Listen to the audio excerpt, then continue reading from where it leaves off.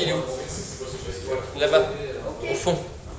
Alors ça, tu vois ici, là, c'est une personne, tu vois, c'est quasiment en grandeur nature. C'est sur une toile qui est assez fragile et c'est un être humain qui se prend le visage. Et ça, c'est assez impressionnant et c'est tacheté. Tu vois, il y a des taches bleues et en même temps, il y a une lumière qui lui descend du ciel sur la tête, qui le relie tête et pieds de la terre au ciel. De la terre au ciel. Et ça, c'est assez impressionnant. La personne est à la fois dans un certain enthousiasme et une peur. Mais Et ça, tu as aussi une énergie très intéressante là-bas? ici, ouais. Ouais. La personne est en réflexion ici. Ah oui. Tu vois, il me semble. Hein. Oui. Elle est en réflexion et il y a toujours cette lumière qui lui arrive dessus. Comme si elle était en train de penser à qu'est-ce que je vais faire, qui est-ce que je suis, quelle est l'action que je vais réaliser. Et quelque part, je dirais que c'est il y a un sens entre celui-là et l'autre. L'autre, en fait, la personne s'est levée. Elle a réfléchi. Et à un moment donné, elle s'est levée, elle a dit je vais agir, je vais faire quelque chose. Et je pense que chaque personne qui nous regarde peut se dire un jour, je suis dans un certain milieu, dans une certaine posture un jour, mais ce n'est pas mené à durer. Si on stagne parfois dans la vie, on réfléchit, on sait qu'on a cette lumière-là qui nous arrive, et puis à un moment donné, on se lève, et puis on commence à agir.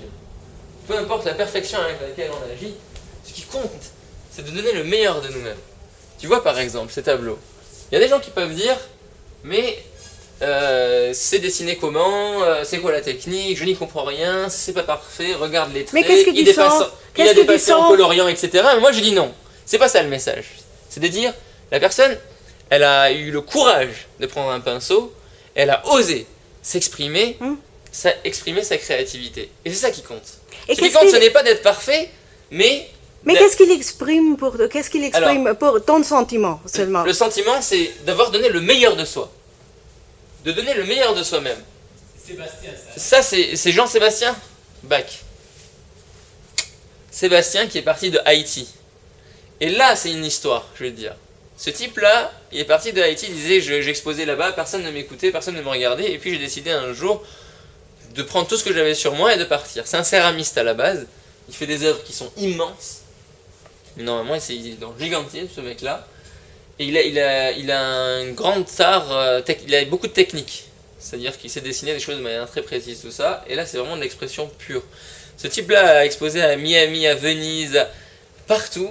Et le jour où on avait exposé ensemble à l'éco-festival de Pellegru, figure-toi, il était par terre avec les autres en train de montrer ses tableaux. Et je lui disais, mais t'as fait le tour du monde avec tout ce que tu as fait, avec tout ce que tu as réalisé. Et pour lui, c'était rien. Il m'a dit, même si je n'ai rien, avec tout ce que j'ai, je crée. C'est tout ce dont avec quoi je vis.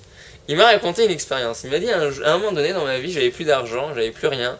Et j'avais plus de pinceau, j'avais plus rien.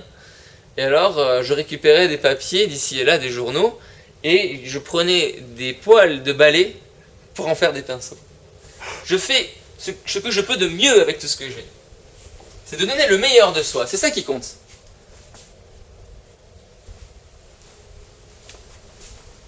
Là, si en fait on regarde bien, ça me rappelle une expérience. À un moment donné, il y a quelque chose de... Il y a une certaine ivresse dans le fait de créer. C'est-à-dire que la personne, elle va être dans un état où elle va y mettre des heures et des heures et des heures à faire ça, sans jamais se fatiguer. Elle va pouvoir le faire du matin au soir sans jamais se fatiguer. Et ça, c'est très important. Et cette ivresse, c'est un peu comme une personne, tu vois, ben voilà, tu vois ça, là, parfaitement. C'est une personne qui est en train de sentir une fleur, le parfum d'une fleur, le parfum enivrant d'une fleur. C'est extraordinaire. Bon, il y a cette personne-là qui est enivrée par ce parfum-là. Eh bien, elle peut dire, moi, j'ai un but dans ma vie. Souvent, dans nos sociétés, bizarrement constituées et développées, on dit, pour avoir un but dans sa vie, il faut un travail, une famille, il faut de l'argent, etc. Certes, il faut toutes ces choses-là. Mais il y a autre chose. Il y a autre chose auquel on est très sensible et qu'on n'a pas suffisamment exploité. Cet humain-là, quelque part. Et un jour, Sébastien me disait, il y a un couple qui passe devant moi. Parce que j'étais en train de dessiner et Sébastien m'a dit, mais Farzad, ces personnes-là, on dirait bien qu'elles sont alcooliques. Et je lui dis, mais au moins elles sont ivres de quelque chose. Moi, je suis même pas sûr. Continuons. Alors, il y a un artiste que j'aimerais te présenter. C'est une amie, elle expose là demain à Libourne. C'est Marie-Laure Drier, elle a beaucoup d'humour. Tu vois. Et elle, tu vois, bon bah ça c'est un entretien d'embauche, tu vois, d'un pervers. Ouais, c'est ça. Elle a fait toute une série sur faire durer l'amour. Marie-Laure a une très grande sensibilité, elle travaille beaucoup avec le collège, toujours avec des couleurs très flashy, tu vois. Ça... Explique un peu pourquoi ça te plaît. Bah, je sais pas, je pourrais expliquer 1 heure chacun de ces tableaux tellement je les adore. Tu vois, par exemple, là tout le monde, c'est une famille, tu vois, qui est pourtant réunie, chacun sur son journal. Personne ne communique avec personne. Ils sont tous en train de faire des mots fléchés, pêle-mêle. C'est des espèces de casse-tête finalement, tu vois. Chacun est dans son propre casse-tête, mais personne n'est avec l'autre vraiment, tu vois. Même ceux qui sont en train de partager un magazine là, il y en a un qui fait son jeu et puis l'autre qui est en train de lire l'autre page. Donc ils sont pas les uns avec les autres. Et elle est en train de rigoler, de regarder ce qu'elle a fait, et lui il est en train de se dire mais qu'est-ce que elle tu vois, c'est-à-dire qu'il s'intéresse même pas à ce que lui-même fait, mais à ce que l'autre va réaliser. Donc on est unis dans la même pièce, sur le même canapé, mais on n'est pas vraiment ensemble.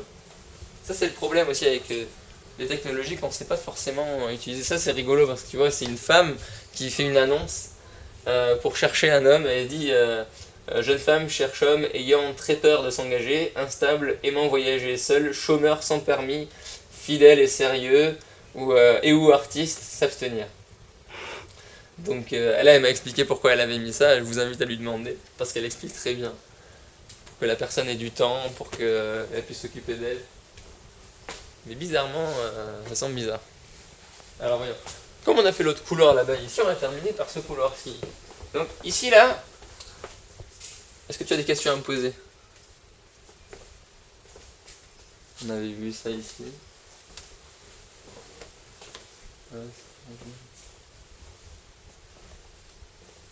Là tu vois par exemple, on a une personne qui a réalisé ça. On peut dire mais c'est l'œuvre d'un enfant, c'est pas très esthétique, etc.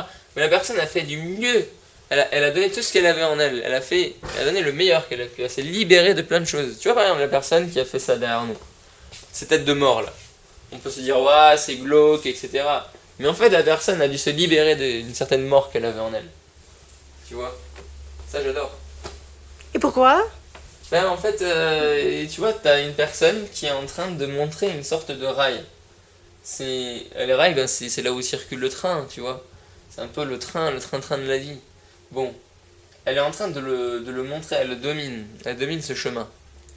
Et cette personne a une certaine harmonie. Elle se fond dans le décor. C'est-à-dire qu'on voit presque pas les limites de son corps. Donc, le seul endroit où on voit les limites de son corps, c'est là où elle se mélange avec la nature. Et là, dans la nature, on voit, c'est des sortes de maisons champignons, mi-nature, mi-structure. Donc c'est pour ça que j'adore. Voilà. Et pour finir, cette grande fresque, qui a l'air d'être un tag immense, un arc-en-ciel qui coule. Qui coule. Ouais, voilà. Et ça, c'est ce que j'ai fait. Pour terminer avec ça. Qu'est-ce que je peux te dire? Donc tu dois dire, exprime des sentiments. Et pourquoi tu as fait cette pièce? Qu'est-ce que ton inspiration? Parle de ton inspiration. Si tu fais des toiles, si tu fais ton art, qu'est-ce que c'est ton inspiration pour toi? Ça fait partie d'une série que j'ai appelée Les 7 Renaissances, sur laquelle j'ai fait une vidéo. Et là, c'est le 5e. C'est la 5e Renaissance. Elle exprime le fruit. Elle exprime en fait un arbre qui porte un fruit.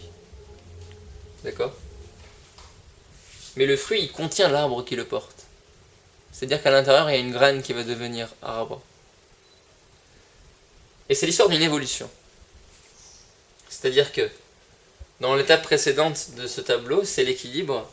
La plante a évolué de sa graine, elle a germé, elle a explosé, elle a éclos. Ensuite, elle s'est libérée et puis elle a équilibré ses branches, donc elle a accumulé de l'énergie. Mais à un moment donné, pour aller plus loin, il a fallu qu'elle nourrisse un fruit. Et pour ça, elle a dû perdre ses feuilles. Un peu comme on perd des choses parfois dans la vie, on perd de l'argent, on perd un proche, on perd un boulot. Il y a des changements, il y a des modifications, il y a des évolutions, des transformations, des métamorphoses. Et pour l'être humain, il se trouve, même pour beaucoup de choses d'ailleurs dans la nature, il se trouve qu'il y a un zéro.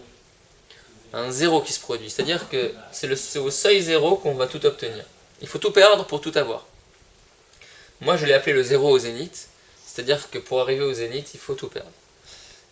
Et pour l'être humain, ça correspond quelque part à son orgueil, à son ego. À chaque fois, il dit c'est moi, c'est moi, c'est moi. Et peut-être c'est les autres qui vont t'apporter la clé qui va te permettre d'aller plus loin. Non pas de dire c'est les autres parce que je vais les suivre, mais de dire c'est les autres dans ce qu'ils sont. Ils vont pouvoir parfois peut-être m'indiquer des secrets, des clés, des choses, des astuces pour pouvoir évoluer. La plupart du temps, lorsqu'on voit une personne, on dit j'aime pas cette personne pour telle qualité, pour telle chose, pour telle chose.